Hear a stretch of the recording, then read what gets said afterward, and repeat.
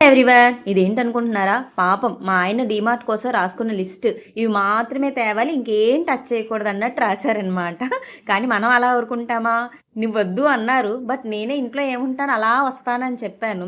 సరేలే అని తీసుకెళ్లారు. నా మీద దయించి తీసుకెళ్లారు పాపం.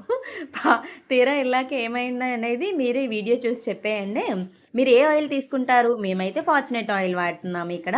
ఇక్కడేంటంటే ఈ లోపలికి మనం ఫ్లోర్స్ ఉంటాయి కదా!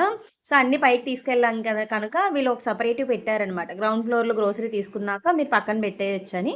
అండ్ రిమైనింగ్ వాటికి వెళ్ళిపోయాం. ఇక్కడైతే వినాయక చవితి కదా! సో, దానికోసం డీమార్ట్‌లో కొంచెం స్పెషల్‌గా అన్నీ పెట్టేశారు డెకరేటింగ్ ఐటెమ్స్ అనేవి.